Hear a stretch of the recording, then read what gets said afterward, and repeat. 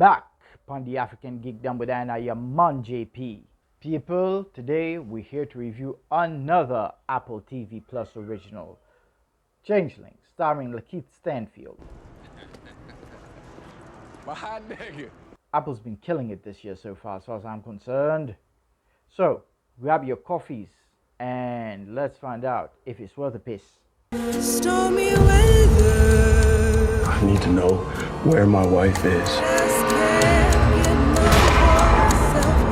People don't just disappear. Witches.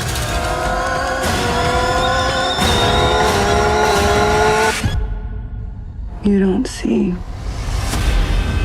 but you will.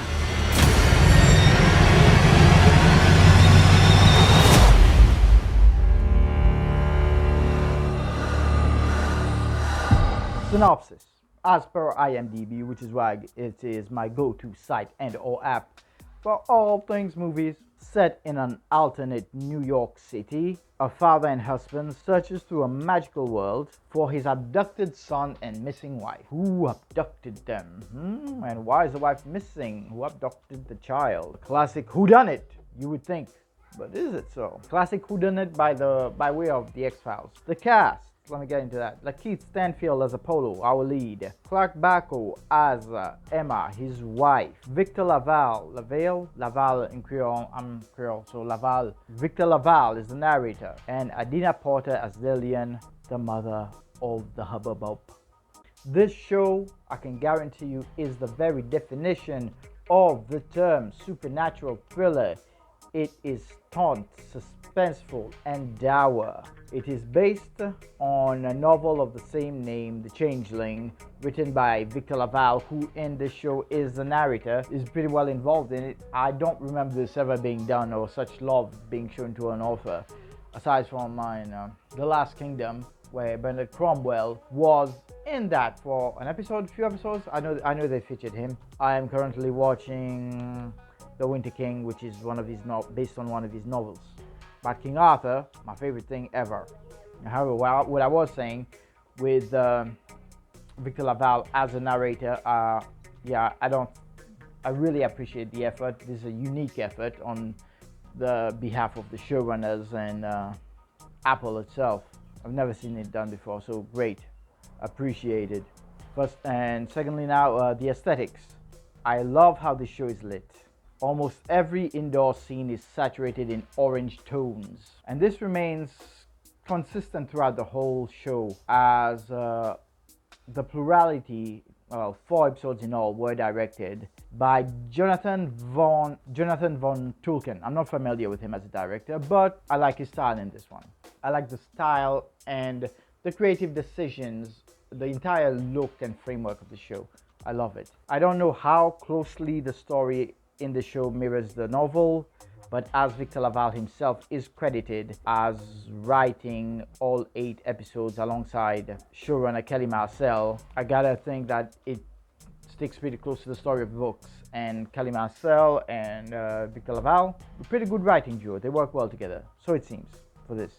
As far as performances go, they were good all around. And honestly, has Lakeith Stanfield ever phoned it in? I just watched, before I finished this, I watched that horror, the kiddie horror, The Haunted Mansion he did for Disney. And even there, he gave a great performance. Disney does not deserve this man's full throttle performance. All his effort he poured into that role. Clive Bacco as Emma, his wife, also turned in a fantastic performance. And I'm glad they both put in such great effort and turned in great performances, as for the whole 8 episodes, well, maybe not episode 7, more on that later, it's focused on them and they have to go through pain and strife on screen, and we need to believe everything they're going through. All the transitions from happiness and glee to trauma and disappointment. Let's talk about the antagonist, because let me tell you, I don't know what the rest of the year has in store for me when it comes to villains, but Samuel T. Herring as William Wheeler is definitely a standout. One of my favorite villains of the year. I'll put him right up there with Common's performance in Silo, but tastier, if tasty is a word I can use to describe an actor's performance. I'm not sure. That said, William Wheeler is my MVP for the show. From unassuming wounded puppy to scene chewing antagonist, it was a brilliant turn. Honestly, I did not see him coming. He started being a little suspicious. I felt like some information was missing.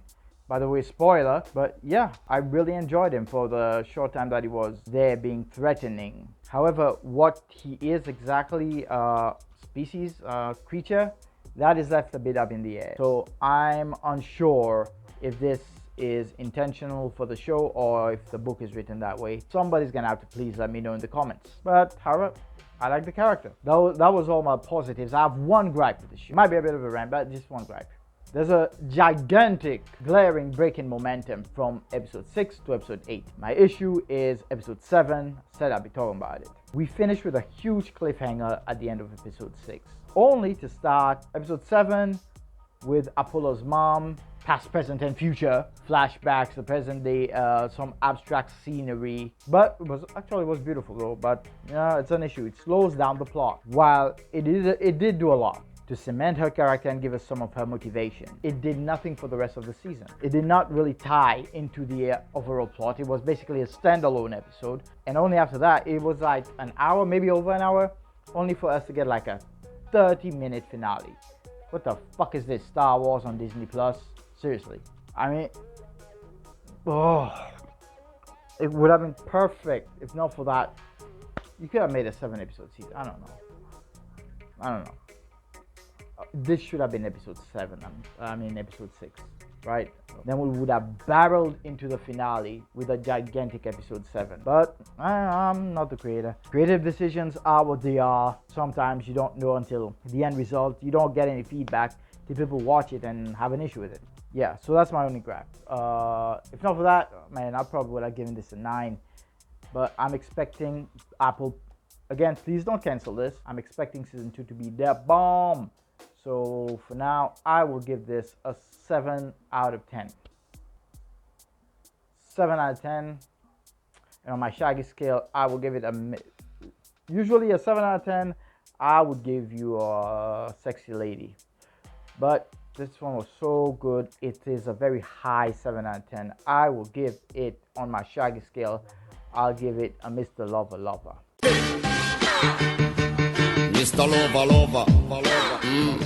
And that's it for this review. I hope you enjoyed my review. Please leave a like, subscribe, comment down below. Tell me how futile my existence is. Until next time, young and prosper. May the force be with you. May the odds be ever in your favor. Wakanda forever, my ninjas. Catch y'all on the next one. JP out there. Win.